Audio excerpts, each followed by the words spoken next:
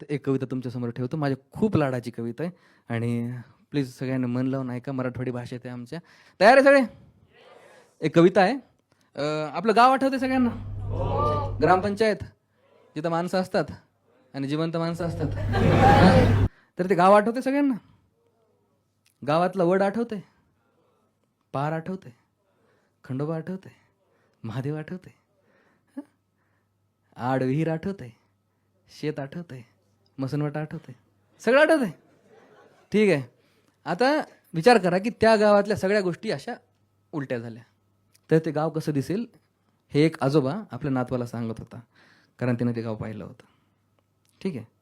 तर मी आजोबा, तुम्ही नातू.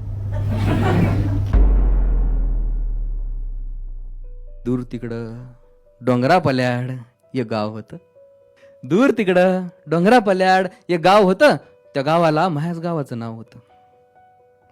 दूर तिकडं डोंगरा पल्याड एक गाव होतं. त्या गावाला माझ्याच गावाचं नाव होतं. एक महादेवाचं मंदिर होतं त्या बी गावात.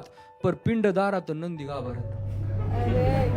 अर म्हणलं हे काय, खाली डोकं वर पाय, हळद कुंकू लिंगावर आणि पंचामृत शिंगावर. गाव करायचंय वागणं मला काय पटलं नाही. साला एवढा अपमान देवाचा आणि एक बिगर पेटलं नाही. घेतलं बाहेरून दर्शन, मग केली पाठ देवाला आणि महादेवानं म्हणत म्हणत शिव्या घातल्या गावाला. मंदिराच्या दारातून एक पायवाटीचं वळण दिसलं. बघू म्हणलं आज जाऊन गाव नेमकं हाय तरी कसलं. वाटत चालत चालत तेच वडाचं झाड होतं, परी ते उजव्या नाही डाव्या हाताकडं होतं. झाडाखाल्ल्या देवळात तेव्हाच मल्हारी मारदंड होता, पण दानपेटीत पैक टाकल्या 100 रुपये दंड होता. म्हणलं दंडच करायचा होता तर दानपेटीचं काम काय है ना. म्हणलं दंडच करायचा होता तर दानपेटीचं काम काय. तेव्हा समजलं आपण फक्त चिठ्ठी लिवायची, दान द्यायचं काम देवाचं आहे.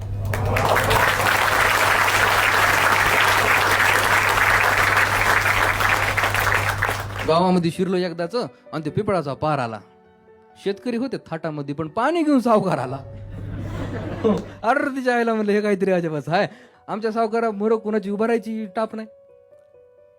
नजर मही स्थिर झाली जेव्हा पारावरल्या मारुतीवर डोळं थांबलं. एवढंच काय ते मंदिर वाटलं जे होतं जरा नीट बांधलं. हनुमंतरायांना पाहताच काय ते जीवात जीव आला आणि लगेच तक्रार केली. शिवलिंगासोबत अनर्थ झाला.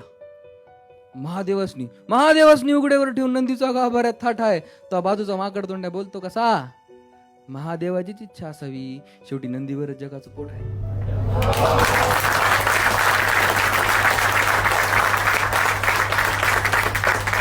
पुढं पुढं चालत गेलो आणि ते चिरेबंदी वाडा दिसला. वाडा अगदी तेव्हाच